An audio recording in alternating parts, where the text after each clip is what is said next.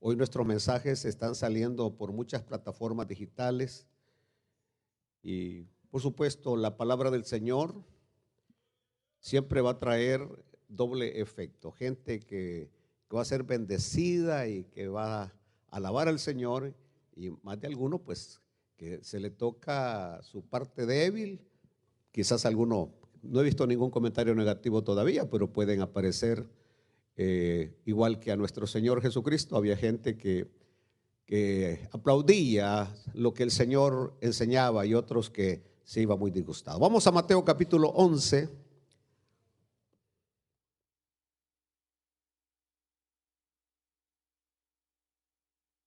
Esta serie se va a componer de 3 mensajes.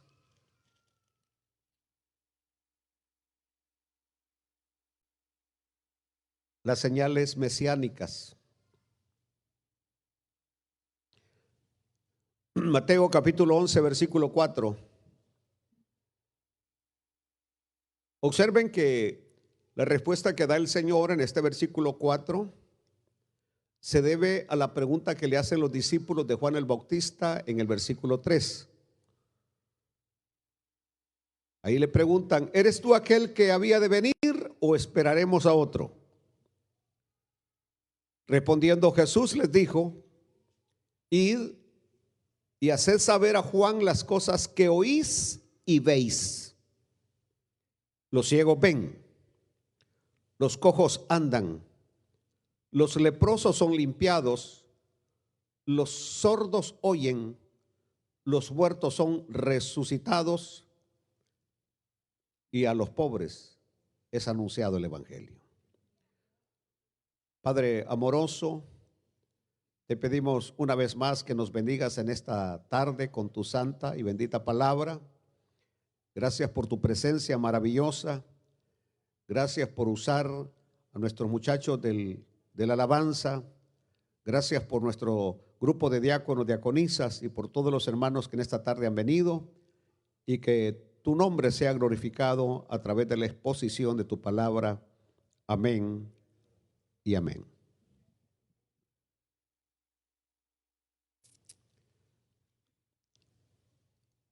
La vida de Jesús se destacó por toda clase de señales que están registradas en el Nuevo Testamento. Eso es lo que hace a Jesús único. La gran cantidad de clases de señales que el Señor hizo. La pregunta, por supuesto, que surge es: ¿cuál era el propósito de estos milagros? ¿Usted se ha hecho esa pregunta? ¿Se ha formulado esa pregunta? ¿Cuál era el propósito de estos milagros que el Señor hacía? Y si se la ha hecho y si sabe la respuesta, ¿cuál sería su respuesta? ¿Cuál era el propósito de los milagros de Jesús? ¿Glorificar a Dios? ¿Cuál sería otra respuesta? Que se cumplieran las escrituras. ¿Qué más? Demostrar que era Dios. Son bien teólogos ustedes. Demostrar que era Dios. ¿Qué más? Que el Padre fuera glorificado. Observen que muchas veces pensamos que el Señor, cuando obró milagros, por supuesto la gente fue beneficiada. El sordo que se le taparon sus oídos, el ciego que vio, el paralítico que caminó, recibió esa bendición de lo alto. Pero más atrás de ver el resultado en la persona, estaba la razón por la cual Jesús hacía los milagros. Y la razón era para que el pueblo judío se diera cuenta que en medio de ellos estaba ya el Mesías. Esa era la razón principal: demostrar que Él era el Mesías prometido al pueblo de Israel. Probablemente usted nunca había pensado en esa razón, que la razón principal por la cual Él obraba milagros era para que el pueblo de Israel, no los gentiles, el pueblo de Israel, se diera cuenta que él era el Mesías. Por supuesto, ahí hay algo todavía más profundo, porque cuando decimos es el Mesías, estamos diciendo que es el enviado de Dios. Estamos diciendo que él es el Cristo. Y tal como Pedro lo dijo, tú eres el Cristo, el Hijo del Dios viviente. Y al decir el Hijo del Dios viviente, Pedro estaba confesando que Jesús y el Padre tienen la misma naturaleza, la misma sustancia, el mismo ADN. En otras palabras, en el principio era el Verbo, y el Verbo era con Dios, y el Verbo era Dios. Así como dijo San Pablo, grande es el misterio de la piedad. Grande es el misterio de la piedad. Dios fue manifestado en carne. Entonces, la profundidad teológica es enorme. Es enorme. Por eso, cuando vamos a los evangelios, es interesante notar que los eruditos de ese tiempo, los sacerdotes, los escribas, que eran expertos en la Biblia, eran los contrarios del Señor. Los sabe mucho eran contrarios del Señor. ¿Y quiénes eran los que lo reconocieron como el Mesías? Una mujer sirofenicia que tenía una hija enferma, un Bartimeo que estaba ciego, Jesús hijo de David, ten misericordia de mí. Un saqueo, ladrón, un Mateo recaudador de impuestos. La gente que menos esperaba que lo reconocieran como el Mesías, terminaron reconociéndolo como el Mesías, como el enviado de Dios para libertar a su pueblo. Aleluya. Hay una sola manera. Y estoy hablándoles hoy como que estoy desafiándolos a ganar judíos para Cristo. Porque al judío usted nunca lo va a ganar hablándole directamente de la Biblia. Jamás lo va a ganar. La única manera para ganar a un judío para Cristo es demostrarles que Jesús, ese Jesús histórico, es el Mesías. Y por ello, en la actualidad, Dios está trabajando en medio de su pueblo, del pueblo judío, de manera poderosa entre el pueblo judío. Está obrando, y no es ni uno, ni dos, ni tres judíos que semana a semana están recibiendo la luz del cielo, porque para reconocer a Jesús como el Mesías tiene que venir una revelación del cielo para revelar que Él es el Mesías. Entonces, el Señor está obrando, así como lo hizo en el libro de los Hechos. En el libro de los Hechos. Y por ello es que, por ejemplo, los que no conocen las Escrituras, y cuando San Pedro, por ejemplo, dice en el capítulo 2, bautícense cada uno de vosotros en el nombre de Cristo para recibir perdón de pecados y recibiréis los refrigerios. No entienden que en ese momento Dios está tratando no con los gentiles, sino que está tratando con el pueblo judío. Y el pueblo judío no tenía problemas en reconocer quién era el Padre. El pueblo judío no tenía problemas en reconocer al Espíritu Santo. El pueblo judío al que había rechazado era a Jesús como el Mesías. Y por eso, para recibir el perdón de pecados, y tal como Pedro lo dice en el capítulo 4, versículo 12, no hay otro nombre bajo el cielo dado a los hombres en quien podamos ser salvos. Ellos tenían que reconocer que Jesús es el Mesías para recibir el perdón de los pecados. Y ahora mismo nosotros los gentiles, mientras nosotros no reconocemos, Jesús no solamente es un profeta, Jesús no solamente es un gran maestro, Jesús no solamente es un obrador de milagro, Jesús es Dios. Y sin ese reconocimiento, tal como nos lo demuestra cuando el Señor sana a aquel hombre ciego de nacimiento, que lo va llevando paso a paso hasta que reconoce que Jesús es el Señor, que Jesús es Dios. Entonces Dios está obrando. Lamentablemente el pueblo evangélico que somos nosotros, no somos conscientes. Y yo creo que yo debería estar muy agradecido por el pueblo judío. Debería estar agradecido con el pueblo judío porque es a través de ellos que vino nuestro Mesías, Cristo Jesús. Sin el pueblo judío, sin María, Cristo no hubiera venido aquí a nosotros, a través del pueblo judío. Entonces, magnífico, gloria a Dios que nos ganamos muchos gentiles. Pero cada vez que tuviéramos la oportunidad de ganarnos a un judío, deberíamos procurar ganar a esos para Cristo Jesús. Y lamentablemente nosotros no reconocemos que hoy que estamos llegando a la recta final de la historia humana, Dios ha empezado a tratar fuertemente con el pueblo judío. Y son muchos del pueblo judío que están viniendo a los pies de nuestro Señor y Salvador Jesucristo.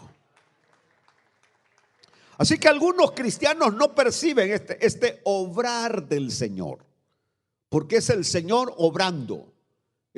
Y otros que sí lo percibimos, no lo logramos entender.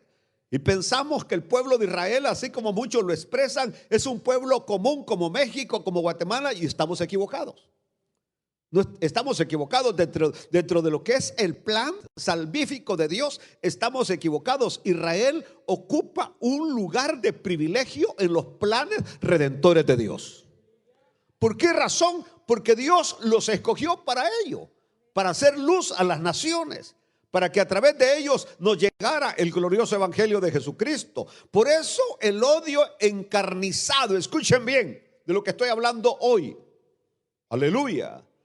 Porque Roma se encargó de sacar a Israel de su tierra. Desde el año 70 que destruyó a Jerusalén, Roma se encargó de sacar a Israel. Los judíos salieron dispersos por todo el mundo, la famosa diáspora. Pero ¿qué pasó? Allá por 1917, Inglaterra, que ocupaba la tierra de Israel, empezó a dar luz verde para que los judíos empezaran a regresar a la tierra de Israel.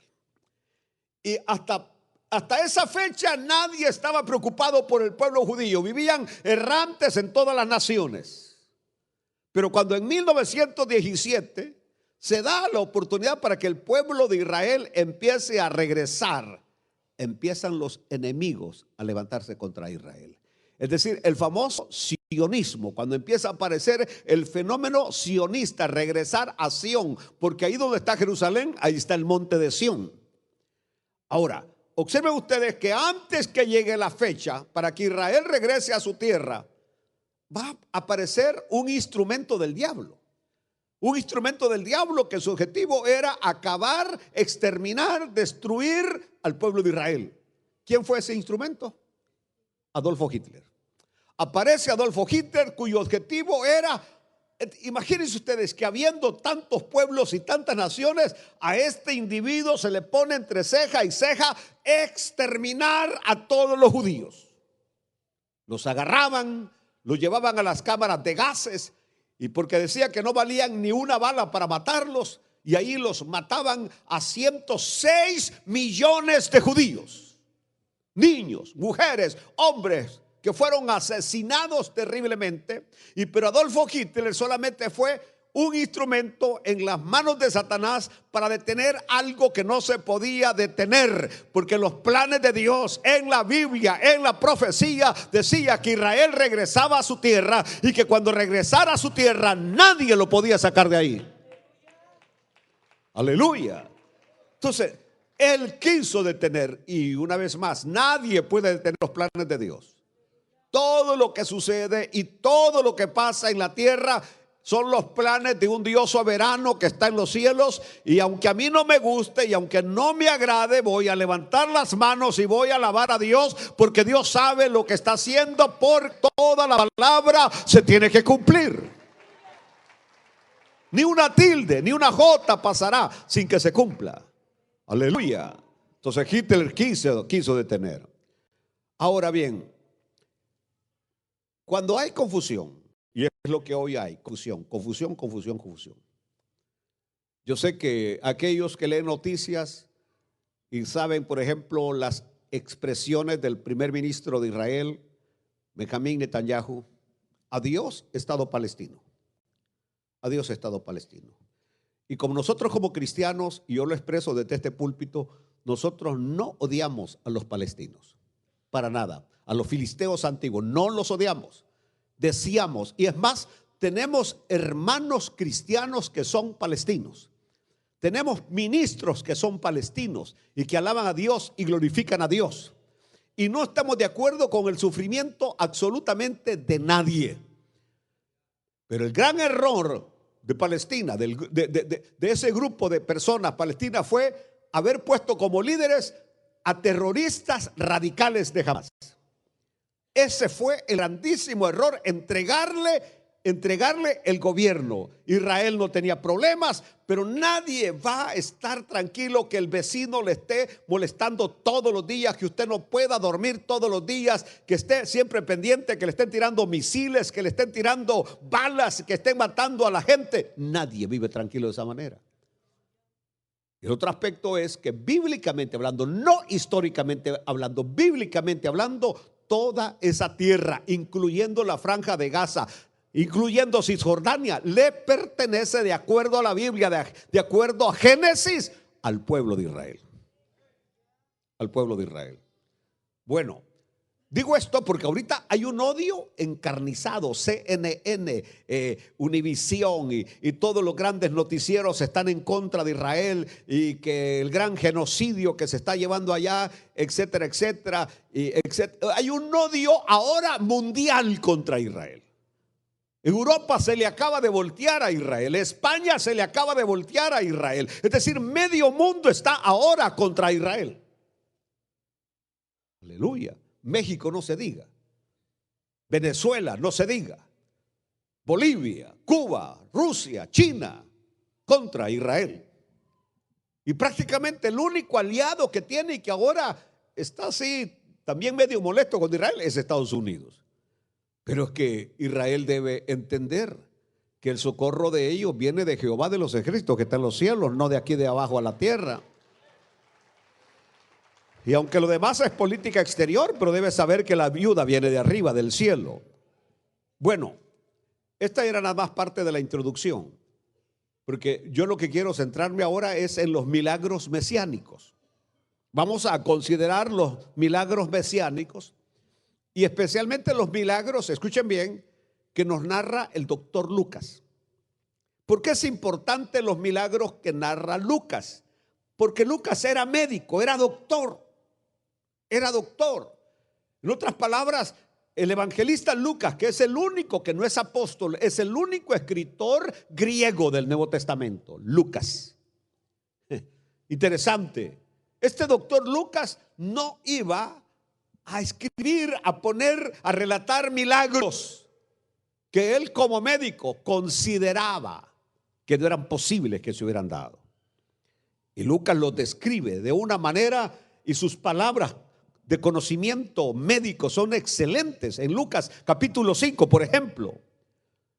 Y fíjense ustedes que en este contexto no solamente vamos a ver los milagros mesiánicos, pero también el judaísmo rabínico, fariseo, en la época de Jesús, y que si usted cree que ese judaísmo rabínico ya terminó, se equivoca, existe hasta el día de hoy. De gente que está en contra de Jesús, de gente que odia a Jesús. Y usted y yo, como seguidores de Jesús, vamos a ser objetos también de ese odio, porque nosotros seguimos a Jesús. Nosotros no seguimos una religión, seguimos al Cristo maravilloso, a Jesús de Nazaret. Además de eso, vamos a ver en estos 3 mensajes la ceguera parcial de Israel.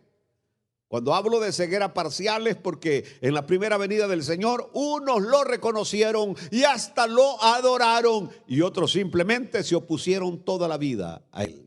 Esa se llama ceguera parcial.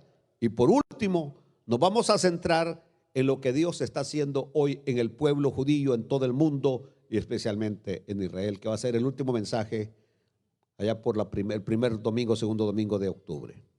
Comencemos entonces con una pregunta. ¿Qué son los milagros mesiánicos? ¿Qué son los milagros mesiánicos?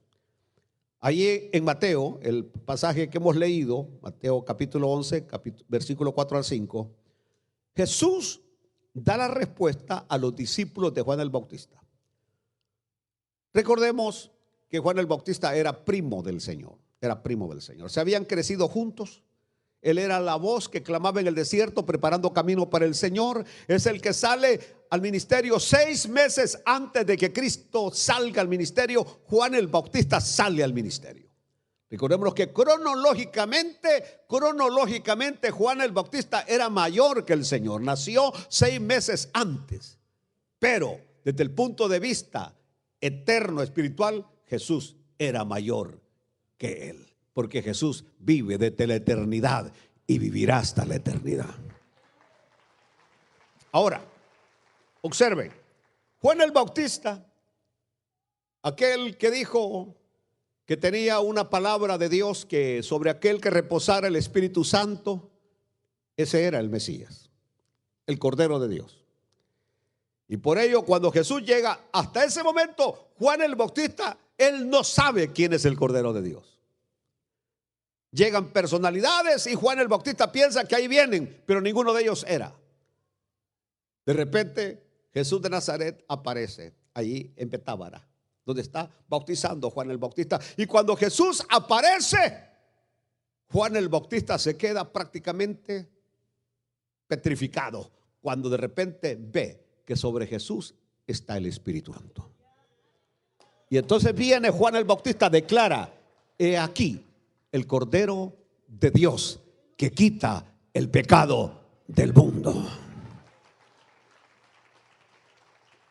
Jesús se acerca y ustedes ya conocen toda la historia y le pide a Juan que lo bautice. Juan le va a decir: no, yo necesito ser bautizado por ti. Pero el Señor le va a decir: así conviene para que se cumpla todo. Bueno, así que Juan está consciente.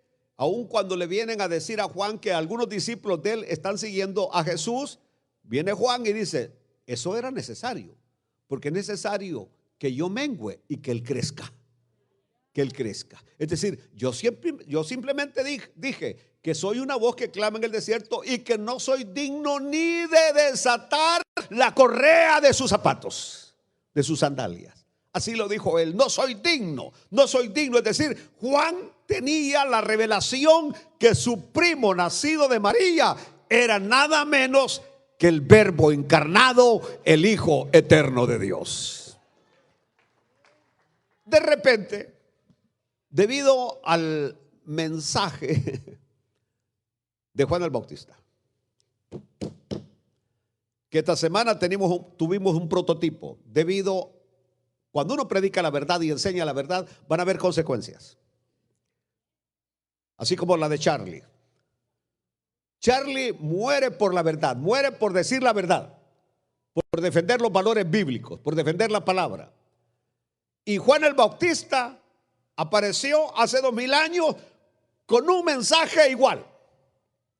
Y entre una de las cosas que Juan el Bautista declaraba, escuchen bien, le mandaba a decir al que estaba gobernando: no te es lícito tener la mujer de tu hermano. Aleluya. No te es lícito tener la mujer de tu hermano. Llegaban los soldados y le decían: ¿y nosotros qué haremos? Ya no roben. Llegaba el que tenía la manita acá: y nosotros, ponte la mano bien. Naciste como hombre, no como mujer. Aleluya. Así es. Ese era el mensaje de Juan el Bautista. A los fariseos: dejen de poner cargas que ustedes no puedan llevar. Por supuesto, la Herodías, la mujer pícara. Quiero hablar bien ya, quiero componerme. Quería la cabeza de Juan el Bautista. Los oídos le zumbaban. cuando Juan el Bautista decía que ella no podía estar con Felipe porque era mujer, había sido mujer del hermano de él, ¿cómo se llama? De Herodes. Y llega el momento cuando en el cumpleaños de la hija de la señora esta, la hija baila. Y le gustó tanto al rey que le dijo: dime lo que quieras, pídeme lo que quieras, que hasta la mitad del reino te doy. Y le preguntó a su madre qué pedía. Le dijo: pide en esta bandeja de plata la cabeza de Juan el Bautista. Y Juan el Bautista está preso. Juan el Bautista está preso, pero cuando lo meten preso, Juan no tiene problemas, porque sabe que Jesús tiene poder para abrir cárceles. Estoy diciendo que Jesús tiene el poder para abrir cárceles. No solamente para abrir ojos, pero para abrir cárceles. Lo hizo con Pedro más adelante. Así que Juan está tranquilo. Pero de repente Juan se ve que pasan los días y Jesús no aparece para hacer nada, que los ángeles no vienen a sacarlo. Y como ve el peligro que se avecina, que le quiere cortar la cabeza, manda a 2 de sus discípulos a preguntarle al Señor: ¿eres tú el que había de venir? Porque veo que no haces nada por mí. ¿O esperamos a otro? Y entonces viene mi lindo y precioso Jesús, le dice a los discípulos de Juan: id y haced saber a Juan las cosas que oís y veis. En otras palabras, no solamente en las que oyen, pero ahora delante de ustedes voy a hacer unas cuantas señales. Y ahí mismo, los ciegos, mira, los ciegos ven, los cojos andan. Es decir, había un ciego ahí, el Señor le dio la vista. Había un cojo, lo hizo caminar. Había ahí que un leproso, el Señor lo limpió. Había un sordo, el Señor le abrió los oídos. Ve y dile: los ciegos ven, los cojos andan, los leprosos son limpiados, los sordos oyen, los muertos son resucitados y a los pobres es anunciado el evangelio. Por supuesto, las palabras que el Señor está diciendo eran las palabras que estaban en Isaías capítulo 35, versículo 4 al 6, que eran escrituras que el pueblo judío manejaba, que las conocía. Cuando dice allá Isaías: decídalos de corazón apocado, esforzaos, no temáis. He aquí que vuestro Dios viene con retribución, con pago. Dios mismo vendrá y os salvará. Dios mismo vendrá y os salvará. Oiga bien lo que estamos leyendo: Dios mismo vendrá y os salvará. Entonces los ojos de los ciegos serán abiertos. ¿Por quién? Por el Dios mismo que iba a venir. Y los oídos de los sordos se abrirían por medio de aquel que era Dios que había de venir. Entonces el cojo saltará como un ciervo y cantará la lengua del mudo, porque aguas serán cavadas en el desierto y torrentes en la soledad. En ese pasaje de Isaías 35 se nos enumeran algunas de las señales que el Mesías prometido iba a realizar. A eso es lo que le llamamos los milagros mesiánicos, que iban a ayudar al pueblo judío a reconocer quién era el Mesías. Me están agarrando el hilo, ¿verdad? Por eso cuando llegamos a Lucas capítulo 5, en Lucas capítulo 5, en el versículo 12,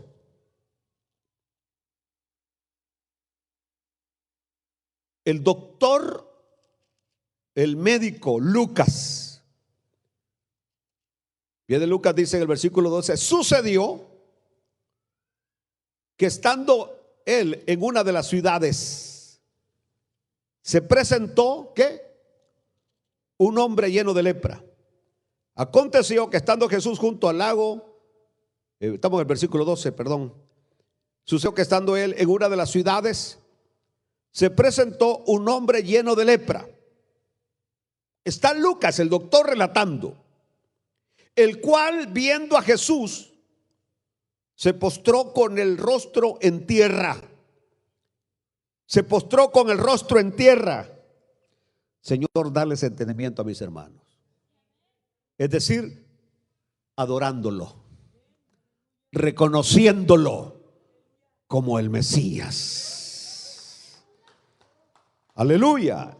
Y le rogó diciendo: Señor, sé que puedes. Lo que no sé es si quieres. Señor, sé que puedes. Lo que no sé es si puedes, si quieres.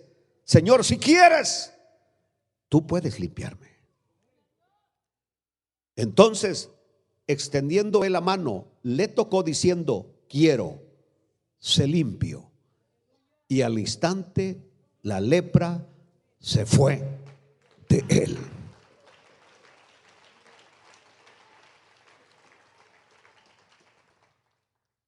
Vayamos por pasos. El médico Lucas cuenta de un leproso que vino a Jesús. Y ya sabemos que la lepra es una enfermedad dermatológica muy contagiosa y que se manifiesta con úlceras desfigurantes que atacan el sistema nervioso. Contagiosa, con úlceras desfigurantes que atacan el sistema nervioso. Y por cierto, hasta el siglo XX la lepra no tenía cura. Y sus víctimas morían lenta y agónicamente. A lo largo de la historia, incluido en los tiempos bíblicos, los leprosos fueron excluidos de la sociedad. Leamos Levítico, capítulo 13, versículo 43. Entonces el sacerdote lo mirará, y si pareciere la hinchazón de la llaga blanca rojiza en su calva o en su antecalva, como el parecer de la lepra de la piel del cuerpo, leproso es inmundo, y el sacerdote lo declarará luego inmundo. En su cabeza tiene la llaga. Y el leproso en quien hubiere llaga llevará vestidos rasgados y su cabeza descubierta, y embosado, así como la máscara que nos pusieron para la pandemia, pregonará: inmundo, inmundo. En este pasaje están las consecuencias, escuchen bien, las consecuencias ceremoniales, sociales y familiares de la enfermedad para un leproso. Dije, consecuencias sociales, consecuencias ceremoniales y consecuencias familiares para el leproso allá en el antiguo Israel. Primero dice que tiene que ser examinado por el sacerdote. Y cuando éste identifica la lepra, declara al leproso totalmente ¿qué? Inmundo. Lo que en hebreo significa súper inmundo en realidad. Esta impureza no solamente física, sino que es sobre todo espiritual. El leproso no puede presentarse ante Dios. El leproso no podía entrar a la casa de Dios para adorar al Padre Celestial. Aleluya. Al ser reconocido como leproso desde lejos, debe cubrirse con la famosa mascarilla, las famosas máscaras, que de ahí fue que lo sacaron los médicos, que para evitar el contagio, una de las maneras es ponerse una máscara que llegue hasta la nariz, tal como lo dice aquí el libro de Levíticos. Y entonces, y cuando la gente estaba acercándose, él tenía que gritar: impuro, para que todos sepan que se acerca un leproso. Esta era la vida de un leproso. Tenía que vivir fuera del campamento, fuera del campamento. Es un aislamiento, no solo en sentido físico, sino también espiritual y social. Quiero que escuchen esto. En las tradiciones rabínicas escritas encontramos aún más detalles. Que cuando el leproso es declarado impuro, Esa es su muerte social y prácticamente el alejamiento total de su familia. Porque cuando es declarado impuro, este es el último día que está viendo a su familia. El último día. Él va a vivir fuera del campamento, su familia lo va a ver de lejos. Pero él no va a saber que su familia ha ido a verlo de lejos. Es el último día que veía a su familia. Y es probable que hoy por primera vez va a aprender algo. Ese día era el día más terrible para él. Era el día del adiós de sus seres queridos. Ese día veía a su esposa por última vez. Ese día veía a sus hijos por última vez. Ese día veía a sus padres por última vez. Ese día veía a sus nietos por última vez. A sus amigos por última vez. Es interesante observar que la lepra ataca la piel. Y desde el punto de vista médico, la piel es el órgano más grande de cualquier ser humano. La piel es el órgano más grande. También se le llama a la piel cerebro externo, porque la piel suele ser la primera línea de defensa contra lo que viene fuera del cuerpo. La piel es la primera línea de defensa. Antes que llegue a otras partes de nuestro cuerpo, primero llega a la piel. La primera línea de defensa. Aleluya. Y hay experimentos que demuestran que los seres humanos realmente necesitamos el contacto humano con nuestra piel. Oiga bien lo que estoy diciéndoles. No solo para desarrollarnos, sino para sobrevivir. De acuerdo a los análisis médicos, esta gente moría más de soledad que de la misma enfermedad. La piel se le iba arrugando al no haber contacto físico, la piel se le iba arrugando. Ya la piel no tenía la misma defensa que tenía antes, ya no la tiene, porque la piel se va debilitando. ¿Sabe cómo es esto? Así como con los que están presos, que no pueden tener contacto con sus seres queridos, con sus seres familiares, y que a muchos de ellos hay que verlos a través de una ventana. El sistema judicial sabe lo que está haciendo, los está destruyendo, porque sabe que el contacto humano, un abrazo, un apretón de mano, les vuelve la vida. Lo vuelve a sentir, pueden sentir. Es que a través de nuestras manos, a través de un abrazo, a través del contacto, se transmite esos vínculos de cariño, de amor que sentimos por nuestros familiares. Y el leproso no tenía contacto.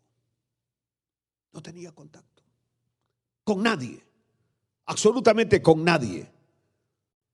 Estoy diciendo que inclusive es a través de ese contacto que tenemos con los demás que nos mantenemos activos, que nos desarrollamos, que sobrevivimos.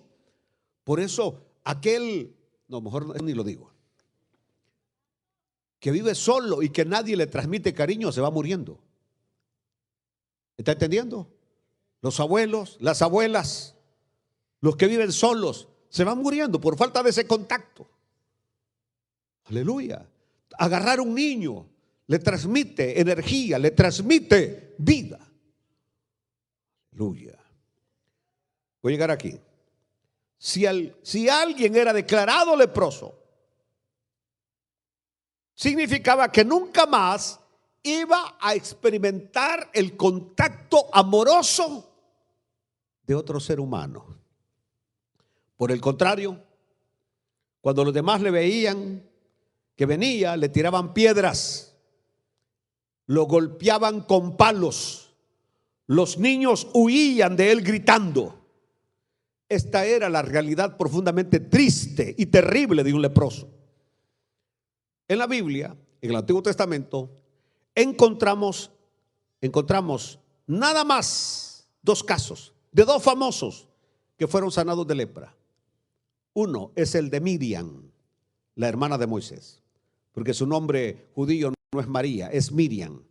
Miriam en hebreo, Miriam. y el otro es de Naamán el arameo, que fue sanado de lepra. Son los únicos dos casos. Y el asunto está que esos dos casos fue una intervención directa de Dios. Queriendo decir que no habían pomadas, no había nada que se pudiera usar para que un leproso fuera sano, a menos que Dios interviniera. Y solamente habían habido dos intervenciones en el Antiguo Testamento, intervenciones directas con Dios, con María y con Naamán el arameo. Entonces, cuando el médico Lucas dice, sucedió que estando él en una de las ciudades, se presentó un hombre lleno de lepra, úlceras, pestilentes en todo su cuerpo. La enfermedad era tan contagiosa que apenas tenía contacto con alguien se le transmitía la lepra. Y aquel hombre, al hacer esto, se arriesga a que lo maten a pedradas, se arriesga a que lo maten a palos, se arriesga. Mas sin embargo, se acerca donde Jesús. Se acerca donde Jesús y llega cerca de él. Los apóstoles están alarmados de que Jesús permita. Todos los demás huyeron, menos Jesús. Se acerca y le dice, si quieres. Después de que lo ha adorado, después de que se ha postrado, le dice, Señor. ¿Cómo le dijo? Señor.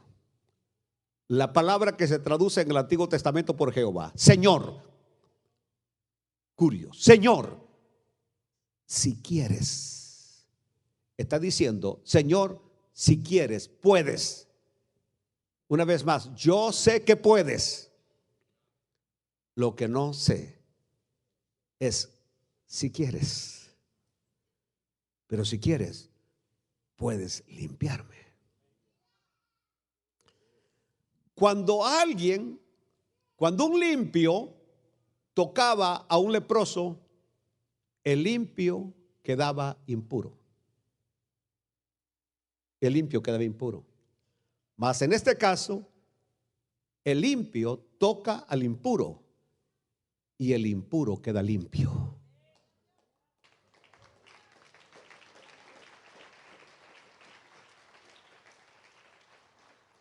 Entonces, Jesús no lo rechazó. Jesús lo aceptó. Y lo aceptó con la lepra que traía. No le dijo, está bien, te voy a sanar, pero ahí quédate. Así como que si entrara un borracho y nuestro diácono está bien que ha venido, pero aquí te vas a quedar en el pasillo, no pases de aquí. Jesús no lo rechazó. Todos los seres humanos necesitamos sentirnos aceptados.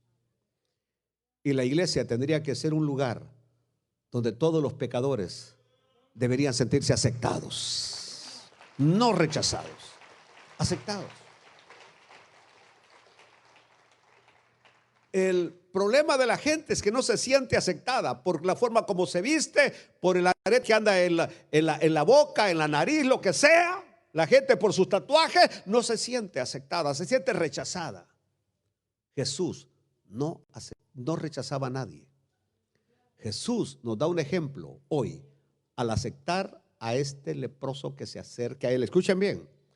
Y él no podía tocarlo. Si él lo tocaba, hubiera quedado contaminado. Pero como era el Hijo de Dios, la lepra no tenía nada, ningún efecto contra él.